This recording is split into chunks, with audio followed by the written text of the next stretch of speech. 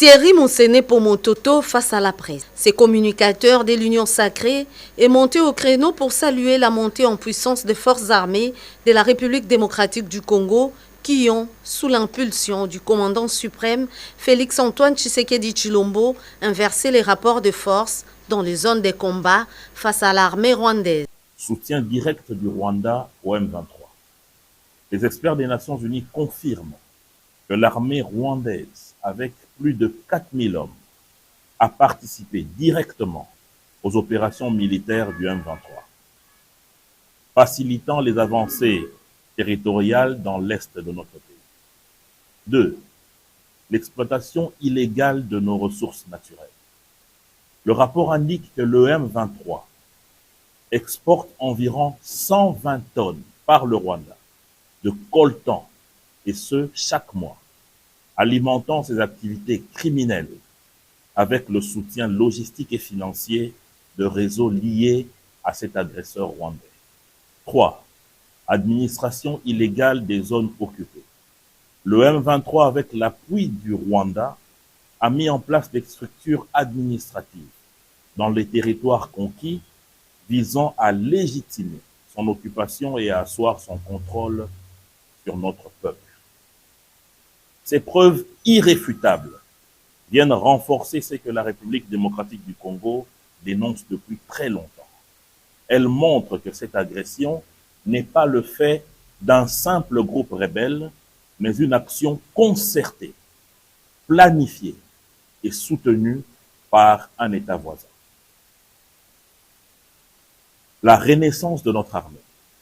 Pendant des décennies, notre armée a été affaiblie par des pratiques telles que les brassages et les mixages qui visaient à désorganiser et à rendre inopérante face aux agressions extérieures. Aujourd'hui, grâce aux réformes profondes menées par le président Félix Tshisekedi, ces pratiques appartiennent au passé. Nous avons aujourd'hui une armée unifiée et disciplinée. Les FARDC sont devenus une force nationale forte et cohérente. Des infrastructures et équipements modernisés. Nos soldats reçoivent désormais les moyens nécessaires pour défendre efficacement notre territoire national. Une résistance sans précédent. Grâce à ces réformes, l'armée rwandaise et ses supplétifs du M23, autrefois capables de mener des guerres éclairs et de prendre nos villes en quelques jours, comme Goma en 1996, Bukavu en 2003, Goma encore en 2012, peinent aujourd'hui à avancer. Leur progression est bloquée par nos forces armées et le soutien inestimable des résistants Wazalènes. Une diplomatie agissante qui isole l'agresseur. Parallèlement, le président Tshisekedi a mené une diplomatie résolue pour isoler le Rwanda sur la scène internationale. Le rapport des Nations Unies est la preuve de cette avancée. La reconnaissance internationale de l'agression. Ce rapport me confirme que l'agresseur n'est pas un simple acteur non étatique, mais qu'il bénéficie d'un soutien direct de l'armée rwandaise. Le Rwanda aujourd'hui isolé. Ce pays aujourd'hui est diplomatiquement isolé, dénoncé pour son rôle dans la déstabilisation de la région. Grâce à notre diplomatie, la vérité éclate au grand jour et les alliances historiques du Rwanda s'effritent. La communauté internationale a désormais un choix clair.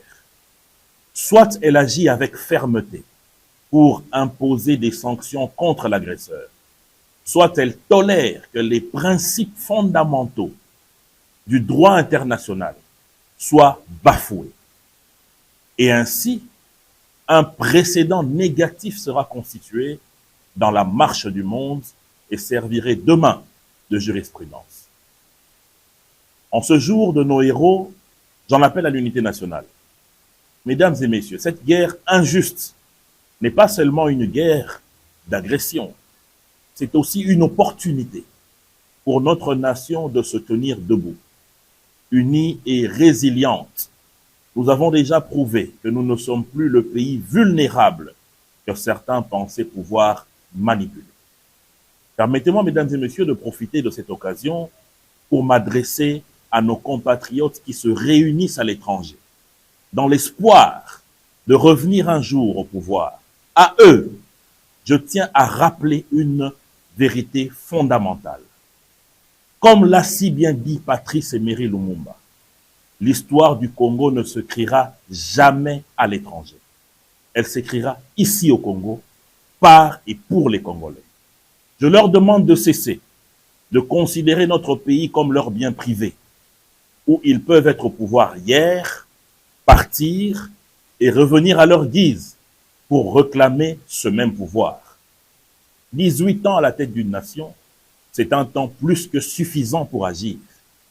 Ce n'est pas en ajoutant 18 années de plus que les échecs d'hier deviendront des succès. L'histoire nous enseigne que ceux qui s'accrochent au passé et qui tentent de revenir au présent finissent toujours par être enterrés par l'appel de l'histoire. Le Congo a donné un rôle à chacun. Certains ont été élevés au rang de sénateurs, une fonction honorable et essentielle dans la vie politique de notre nation. Servir le Congo, c'est aussi contribuer activement au Sénat ou dans toute autre fonction législative.